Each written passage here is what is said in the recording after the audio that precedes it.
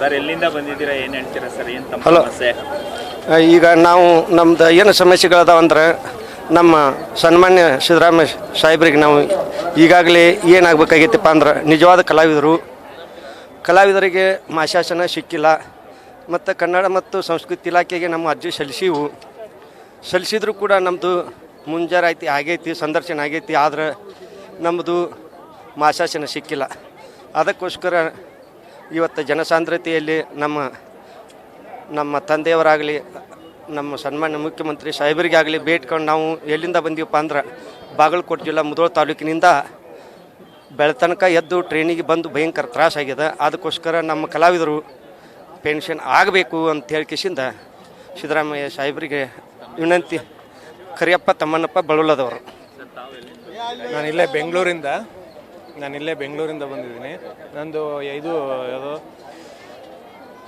CM 1 lakh ಬಹುಮಾಡಿ ಕಟ್ಟಡ ಅಂತ ಅದರಿಂದ ಬಂದಿದ್ದೀನಿ. ಈಗ ನಮಗೆ ರೇಟು ಜಾಸ್ತಿ ಮಾಡಿಬಿಟ್ಟಿದ್ದಾರೆ, 11,23,000 ಮಾಡಿಬಿಟ್ಟಿದ್ದಾರೆ. ಅದನ್ನು ಇವರು ಸಿದ್ದರಾಮಯ್ಯ ಅವರು ಗೋರ್ಮೆಂಟ್ ಇದ್ದಾಗ ಅವಾಗ 5 ಲಕ್ಷಕ್ಕೆ ಮಾಡಿದರು. ಅದಕ್ಕೆ ಈಗ ಅಪ್ಲಿಕೇಶನ್ ಕೊಡೋಣ ಅಂತ ಬಂದಿದ್ದೀವಿ. ನಾವು 1,000 ಜನ ಬಂದಿದ್ದೀವಿ ಇವಾಗ ಕೊಡೋಕ್ಕೆ, ಅಪ್ಲಿಕೇಶನ್ ಕೊಡೋಕ್ಕೋಸ್ಕರನೇ ಬಂದಿದ್ದೀವಿ. ಇದು ಮತ್ತು ಮನೆ 1 ಲಕ್ಷ ಬಹುಮಾಡಿ ಕಟ್ಟಡ ಅಂತ ಮಾಡಿದ್ದಾರೆ, ರಾಜೀವ್ ಗಾಂಧಿದು ವಸತಿ ನಿಗಮದ್ದು, ಅದರದ್ದು ಹೇಳಕ್ಕೆ ಬಂದಿದ್ದೀವಿ, ಅರ್ಜಿ ಕೊಡಬೇಕಿತ್ತು. ಸರ್ ಮಂಡ್ಯ ಜಿಲ್ಲೆ ನಾಮಂಗಲ ತಾಲೂಕು. ನಮ್ಮದು ಹೈವೇ ರೋಡಿಗೆ ಮನೆ ಹೋಗಿದೆ, ಬರೀ 4 ಲಕ್ಷ ಪರಿಹಾರ ಕೊಟ್ಟಿದ್ದಾರೆ. ಅದಕ್ಕೆ ಜಾಸ್ತಿ ಪರಿಹಾರ ಕೊಡಿಸಿ ಅಂತ ಕೇಳಕ್ಕೆ ಬಂದಿದ್ದೀವಿ ಸರ್. ನಾವು ಚಿತ್ರದುರ್ಗದಿಂದ ಬಂದಿದ್ದೀವಿ. ನಮ್ಮ ಊರಲ್ಲಿ ಸರ್ಕಾರಿ ಶಾಲೆ ತುಂಬ ಹದಗೆಟ್ಟಿದೆ, 2 ಬಿಲ್ಡಿಂಗ್ ಇರೋದು, 100 ಜನ ವಿದ್ಯಾರ್ಥಿಗಳಿದ್ದಾರೆ. ಇದು ಜಿಲ್ಲಾಡಳಿತ ತುಂಬ ನಿರ್ಲಕ್ಷ್ಯ ಮಾಡ್ತಿದೆ. ಅದಕ್ಕೆ ಜನಸ್ಪಂದನ ಕಾರ್ಯಕ್ರಮಕ್ಕೆ ಬಂದು ಅವರ ಗಮನಕ್ಕೆ ತರ್ತಾ ಇದ್ದೀವಿ. ಸ್ಕೂಲೇ 2 ಬಿಲ್ಡಿಂಗ್ ಇರೋದು, 100 ಜನ ಮಕ್ಕಳಿದ್ದಾರೆ. ಈ ಸರ್ಕಾರನೂ ಗಮನಿಸ್ತಿಲ್ಲ, ಜಿಲ್ಲಾಡಳಿತನೂ ಕೂಡ ಗಮನಿಸ್ತಿಲ್ಲ. ಇರೋದು ಬರೀ 50 ಅಡಿ 60 ಅಡಿ ಅಷ್ಟೇ ಜಾಗದಲ್ಲಿ 2 ಬಿಲ್ಡಿಂಗ್ ಇದೆ. ಸರ್, ನಾವು ಹಳೆಯಾಳ ತಾಲೂಕಿಂದ ಬಂದಿದ್ದೀವಿ, ಬಡಾಶಿರ್ಪುರ ಗ್ರಾಮದಿಂದ. ನಮ್ಮ ತಂದೆಯವ್ರದ್ದು KPCಯಲ್ಲಿ ಜಮೀನು ಮತ್ತು ಮನೆಯೆಲ್ಲ ಮುರುಗುಡೆ ಆಗಿದೆ. ಅದಕ್ಕೆ ಡ್ಯೂಟಿನೂ ಕೊಟ್ಟರು. ಅವ್ರದ್ದು ಸರ್ವಿಸ್ 9 ವರ್ಷ 7 ತಿಂಗಳಾಯಿತು. ಆ 5 ತಿಂಗಳ ಕಮ್ಮಿ ಇರೋ ಕಾರಣ ಅವರಿಗೆ ಪೆನ್ಷನ್ ಬರ್ತಾಯಿಲ್ಲ.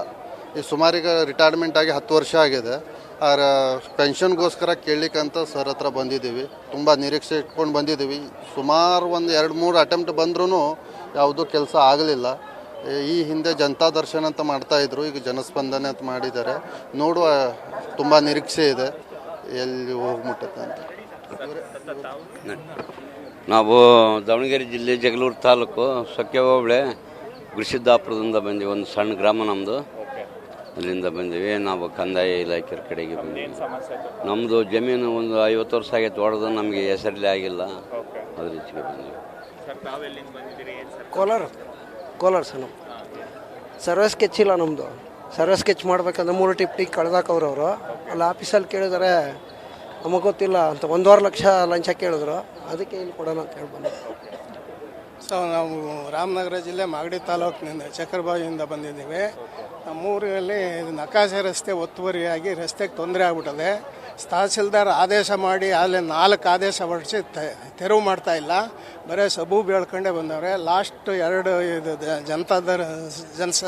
ಜನತಾ ದರ್ಶನ ಕಾರ್ಯಕ್ರಮ ಬಂದಿದ್ದು, CM ಸಾಹೇಬರು ಹೇಳಿದ್ರು, ಇನ್ನೂ ಏನೂ ಮಾಡಿಲ್ಲ. ಅದಕ್ಕೆ ಈಗ ಬಂದಿದ್ದೀವಿ ಸರ್. ನಮ್ಮದು ಹೊಸಕೋಟೆ ತಾಲೂಕು ದುಂದಗುಡಿ ಹೋಬಳಿ ಕರಳು ಯಶವಂತಪುರ ಅಂತ. ನಮ್ಮ ಅಣ್ಣಗೆ ಆಕ್ಸಿಡೆಂಟ್ ಆಗಿ 8 ತಿಂಗಳಾಗಿತ್ತೆ. ಜನತಾ ದರ್ಶನಕ್ಕೆ ಬಂದಿದ್ದೆ, ಪರಿಹಾರ ನಿಧಿಗೆ.